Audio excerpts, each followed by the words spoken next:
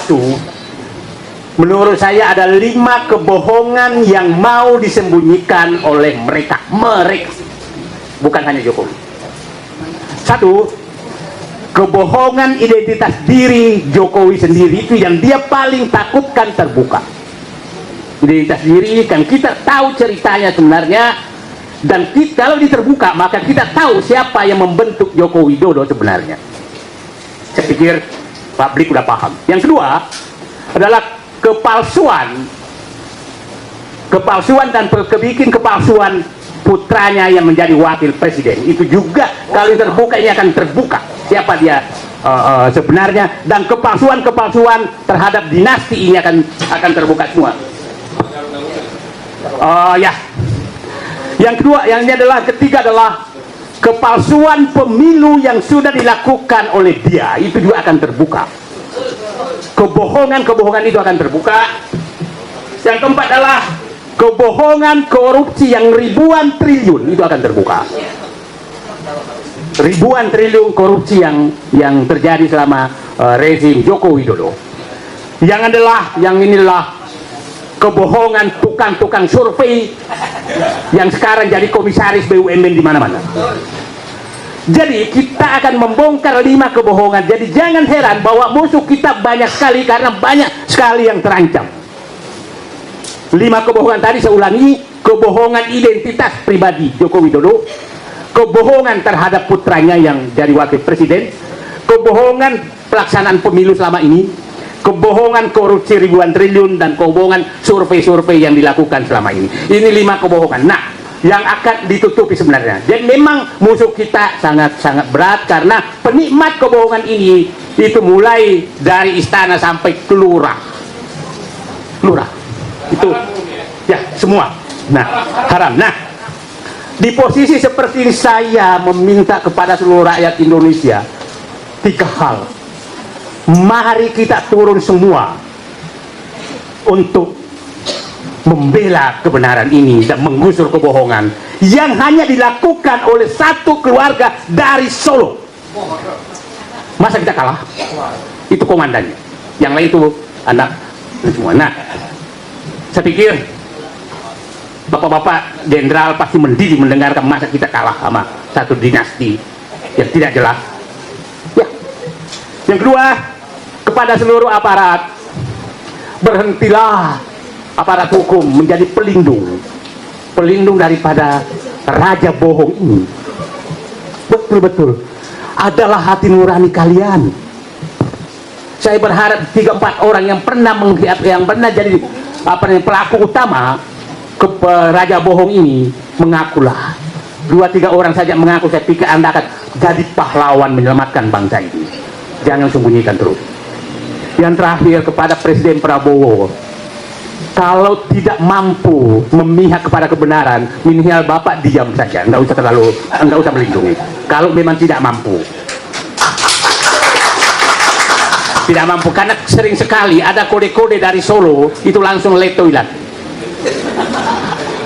Percayalah, kalau Bapak membela kebenaran, rakyat akan ada di belakang Bapak. Tapi apabila Bapak takut terus dari raja bohong, maka batas rakyat juga ada sabarnya. Teman-teman, netizen, sahabat-sahabat anak bangsa Republik Indonesia yang saya cintai, alhamdulillah, saya Mugiono selaku pimpinan redaksi dari Media Arus News yang di bawah naungan Ahad Media Tama Group, pertama menyampaikan rasa hormat saya sebagai rakyat Indonesia, sebagai anak bangsa, kepada Presiden Prabowo Subianto terkait mulai semalam live di medsos, khususnya TikTok, sudah tidak bisa digunakan lagi. Ini ada intervensi siapa, Pak Prabowo? Apakah Komdiji, Anda sebagai pemilik otoritas kepala negara, seharusnya tidak melakukan ini, atau bahkan seharusnya Anda bisa melarang, karena keterbukaan informasi publik terkait undang-undang kebebasan bersuara, berserikat, dan berkumpul juga tidak boleh diabaikan. Ada rencana apa sih Pak Prabowo? Sebenarnya kalau saya mencermati permintaan beberapa aktivis, beberapa tokoh masyarakat, beberapa tokoh nasional, bahkan teman-teman aktivis 98 sudah sangat jelas, bahkan sampai ojol kemarin, teman-teman ojol sudah sangat jelas. Terapi pertama adalah copot Kapolri, ya, bintang 4 Listio Sigit Prabowo, copot dia. Dia sudah bukan namanya Sigit lagi, tapi Singit. Copot dia.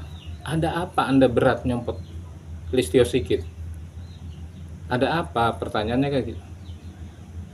Apakah Anda punya kartu truf yang diduga Kapolri mengetahuinya? Atau Anda takut dengan geng Solo?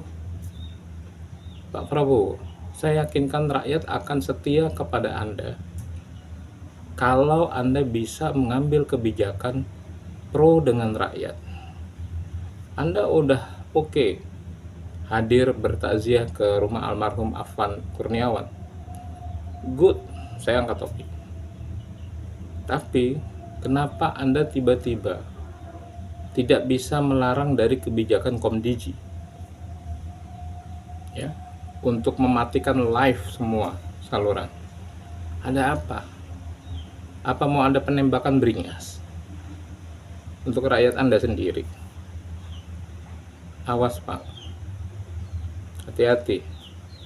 Satu terapi yang tidak Anda lakukan, rakyat makin beringas nanti. Yang kedua, Anda sudah melihat langsung bagaimana rumah anggota DPR RI sudah 3 dan 1 menteri dijarah oleh massa. Kita tahu ini sebenarnya tidak boleh ditolerir, tapi kita juga harus bisa melihat hukum kausalitasnya, sebab akibatnya. Mereka bisa melakukan ini karena bahaya, karena benci, karena sudah tingkat kulminasinya. Segera Pak Prabowo ganti Kapolri. Masih banyak jenderal-jenderal Polri yang soleh, yang amanah, yang berkemanusiaan. Yang kedua, buat teman-teman para aktivis, di konten Ahad Mediatama Group sudah jelas narasumber kami mengungkapkan bahwa biang kerok rusaknya NKRI itu ada di Joko Widodo dan gengnya. Jadi tolong stop penjara, stop membakar-bakar jalanan, stop. Anda tahu, teman-teman tahu Jokowi ada di mana? Dia tinggal. Ayo, kalau mau ke sana, tuntut dia. Dia yang bikin hancur negara ini, ya. Dan rekam jejak digital juga kita banyak. Oke, terima kasih. Semoga semuanya aman-aman saja dan Pak Prabowo tetap dicintai rakyat, dengan catatan segera ambil keputusan terapi awal, copot Listio Sigit Prabowo, Kapolda, dan Menteri Keuangan.